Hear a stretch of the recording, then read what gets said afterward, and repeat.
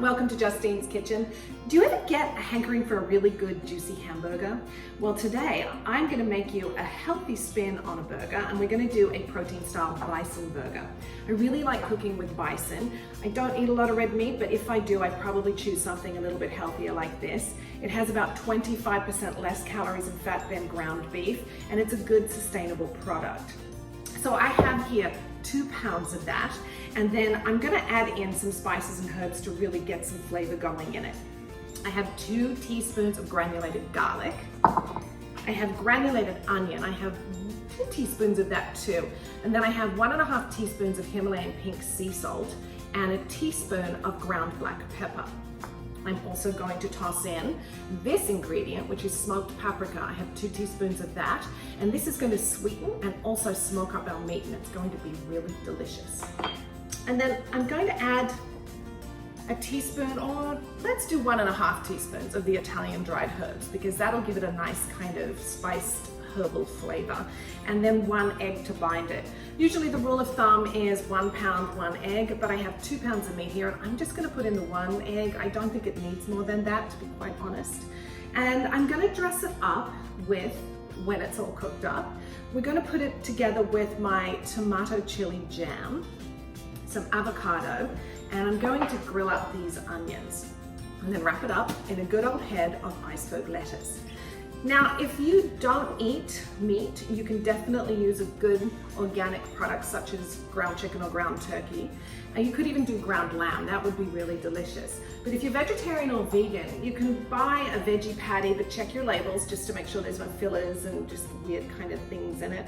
Or you could buy something like this. This is a really great product. I buy this from Trader Joe's, and it's a falafel mix. And you just add a little bit of water and oil, and if you're not vegan, you could put an egg into it. And you can, this will swell up, it's chickpeas, it will swell up, and you can make a chickpea patty, a falafel patty, and that would work really well with all of this too. So let's talk about our timing of getting all of this together so it's a streamlined process. I have here a Victor grill. It's a hot day here today, and I don't want to go outside and cook this on my grill, so I'm going to do this inside on my cast iron Victor grill. And these are really handy. You can buy them in all sorts of stores. They're really good. I've had this for 20 years. I bought this when I was in culinary school 20 years ago. So I'm going to get this heated on my stove, because the first thing I'm going to do is cut up my onion and get this grilling. And while that's happening, I'm going to make my tomato chili jam. This is a really simple recipe, and of course, I think I posted this on my Instagram. This is all from my compost. It grew from my compost and fertilizing my garden. And this is what I put into this to make it really easy and quick for you guys. Let's get started on our tomato chili jam. I'm going to throw in a couple of old Roma tomatoes that I had lying around. So I've just cut these in half, and I'll probably cut them into smaller chunks. I have 2 tablespoons of maple syrup. You can use brown sugar if you like, and you can put in as much as you like depending on how sweet and jammy you like the consistency of this to be. I usually would use a red wine vinegar to put into this, but I didn't have any on hand. So I'm using some champagne vinegar, 2 teaspoons, and then I have 2 teaspoons of a nice, good quality balsamic vinegar, salt and pepper, and then a lovely collection of compost vegetables. These grew a couple of months ago in the wintertime up out of my compost and weren't really doing much till the spring. And then what a surprise it was to get all these lovely little items. It even comes with hummingbird feathers, so I'll get rid of that. And these, I wasn't sure what these were, so I looked them up online, and it says that they're called chili verde tomatoes, and they're really yummy. They almost look like a zebra tomato, or a mix of a zebra and a clamato, and they're just yummy. And then these little guys actually are capsicum. They're really sweet, capsicum or bell peppers, and I'm gonna chop those up and put them in. And then these chilies came in as well. I have lots of these growing. I'm not quite sure how spicy they are, so I'll give them a try. I could be in for a world of hurt, but we'll see. And I'm going to adjust the spice and sweetness as we go along. So I'm going to wash all of these up and then cut them up, and we're going to put them into a sauce pot with all these ingredients.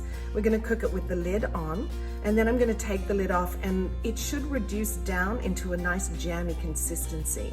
But again, whatever you have, I would probably just use, the tomatoes, chilies that you have around your house, or whatever you'd like to buy in the store to make this.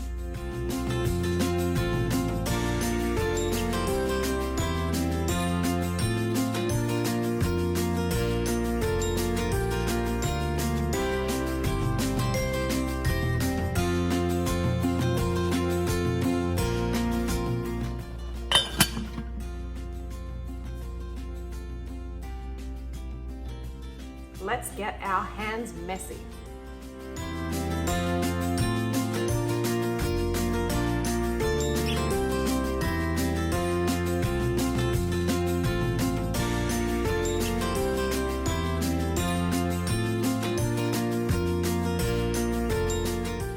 If you don't have the Himalayan pink sea salt, that's fine. I would probably use a kosher salt, but maybe hold a little back because kosher salt can be a little stronger and saltier than sea salt. We're gonna now, you can see how nice and mixed up, and you can see how lean the ground bison is. And it's actually, the marbling is really beautiful in bison naturally, so it has a really consistent marbling without being too fatty or too much marbling. And now, you can form them into whatever size patties you like. Because I'm doing it in lettuce, I'm probably gonna make them a little bit thinner. You could even make little meatballs and put them into your lettuce that way and do like lettuce cups. Or you could do slider, you could do a slider size. But I think these are probably gonna be about, I'm guessing about 6 to 7 ounce size patties. Again, get them a little flat. That way they'll sit really nicely in the iceberg lettuce. I do want to mention with your iceberg lettuce, there are a couple of tricks to getting it apart, so I'll show you that now. A tip for getting your iceberg lettuce ready is to take it and turn it upside down. And to get the core out, you just give it a really good firm whack. Just like that. And then you should be able to get your hands in and you can pull the core out really simply, and that goes into your compost. To pull this apart, if you run it under cold water, the water naturally separates the leaves and they come off really easily and they come off whole so they don't tear like that. That's going into the compost too. So I'm going to pop this under my running water, pull off the leaves, and we'll get it ready for wrapping our burgers. I also finished up those burgers and I got 6 beautiful patties out of that 2 pounds of meat. 2 pounds of meat is roughly just under 1 kilo, just to let you metric people know how much that is. These are now going onto the grill as soon as I pull those beautiful onions off.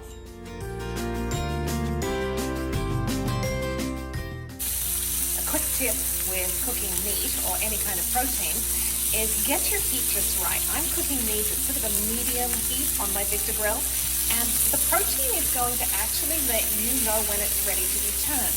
Now you can cook your burger medium rare, or you can cook it well done, whatever you like. But a test is, try to lift it. If it's still sticking, then guess what? It's not ready. When the proteins are ready, they will release, and then that will tell you it's time to turn your burger. So now we have all of our ingredients ready to go, so we're going to build our burger.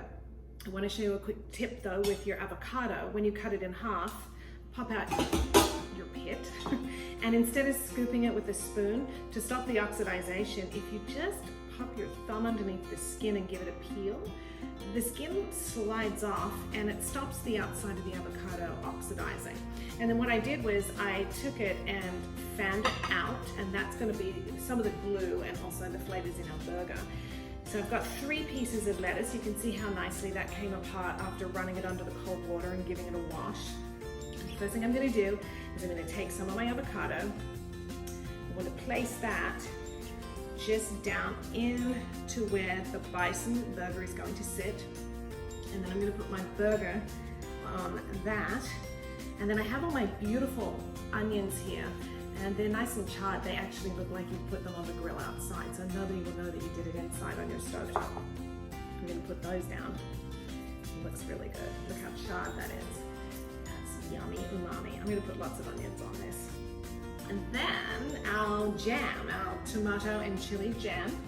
And I don't know if I mentioned this, but once I cooked it, I actually ran it through my high-powered blender, so you can see it almost looks like a thick ketchup, but it's not. It's a really yummy umami jam. And that's going on top. I'm going to put 2 big scoops, and it's going to also act as glue. And I'm going to fold this in half, and you have this beautiful protein style bison burger. And I'm going to take this out to Mr. Whitney because he pushed 50 miles on his bike this morning, and I know he's hungry. I do want to say with your bison burger, once you pull it off your grill, let it rest for 5 to 10 minutes. It's going to be too hot to eat like this anyway, and you do want the juices to disperse and go through the meat rather than dripping out when you eat it. So happy eating. I'm taking this out right now.